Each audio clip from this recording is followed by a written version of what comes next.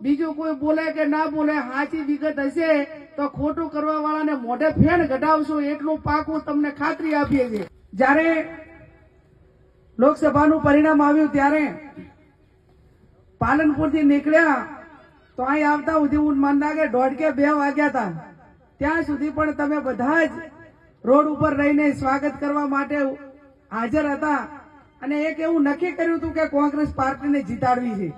ત્યારે ફરી આપ સૌને પણ વિનંતી કરીએ કે તમારા જે કાંઈ પ્રશ્નો છે, ખેડૂતોને વર્તમાન સમયની અંદર ભારતીય જનતા પાર્ટીના રાજમાં ભાજપના નેતાઓ ચૂંટણી ટાણે તો ખૂબ વાયદા આપે, દેશના વડાપ્રધાને એમ કહે કે અમારે ખેડૂતોની આવક બમણી કરવી છે, પણ આજે ખેડૂતને ખાતર લેવું હોય તો પણ લાઈનમાં ઉભું રહેવું પડે છે અને એને પૂરું ખાતર પણ મળતું નથી। વાત સાચી કે ખોટી?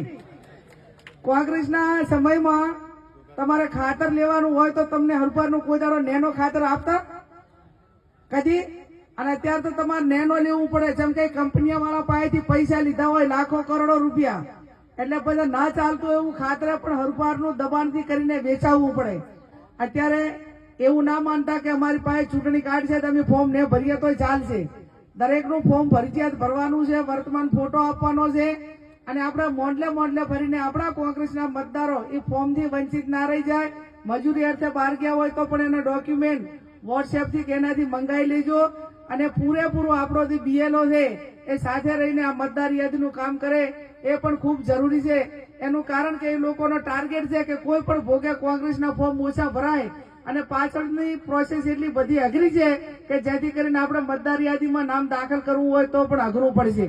એટલે આ બાબતમાં પણ ખૂબ ગંભીરતા લેવામાં આવે, જેમ કે મતદાન તમારો મતાધિકાર છે, ચૂંટણી કાર્ડ છે એ ખાલી ચૂંટણી પૂરતું જ કામ નથી આવતું, તમારે બેંકની અંદર કામ આવે, બીજા અનેક જગ્યાએ લોકશાહીની અંદર તમારી પાસે તમારો વોટનો અધિકાર ના હોય તો ગામમાં સરપંચની ચૂંટણી હોય તો કોઈ ના પૂછે, બીજી કોઈ ચૂંટણી હોય તો ના પૂછે, પણ આપણું મતદાર યાદીમાં નામ હોય તો બધા નાનામાં નાનો માણસ હોય તો પણ એને બોલાવીને એની કિંમત કે અને એની ગરજ રાખે।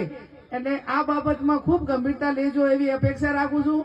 જે પણ તમારા પ્રશ્નો છે, હમણાં મારી પાસે લાખણી ગૌશાળાની અરજી પણ આવી છે। લોકસભાની ચૂંટણીમાં બનાસકાંઠામાં સૌથી જો કોઈ વધારે જો ગ્રાન્ટ આપી હોય તો આ દિયોદરને લાખણીને આપી દે। લોકસભામાં મારા સાંસદનું ફંડ મળે એમાં સૌથી વધારે આખા જિલ્લામાં આ તાલુકાઓને આપ્યું છે। જે બાકી રહેશે એ પણ ધીમે ધીમે જે માગણીઓ છે પૂરી કરશું। ગૌશાળાની માગણી મારી પાસે આવી છે, એને પણ જે મદદ કરવાની છે એ કરશું। આપ સૌ મોટી સંખ્યામાં હાજર રહી અને ભવ્ય સ્વાગત કર્યું। જ્યાં પ્રેમ ને સ્નેહ લાગણી હોય ત્યાં ઓટોમેટિક તમારો આનંદ પ્રેમ ને સ્નેહ ઉભરી આવે।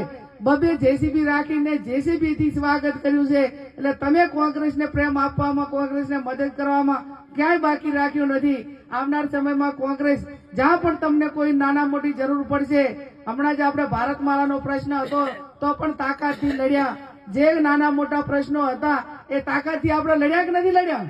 અને આવનાર સમયમાં પણ તમારા જે નાના મોટા પ્રશ્નો હશે એમાં મારા સુધી પહોંચાડજો।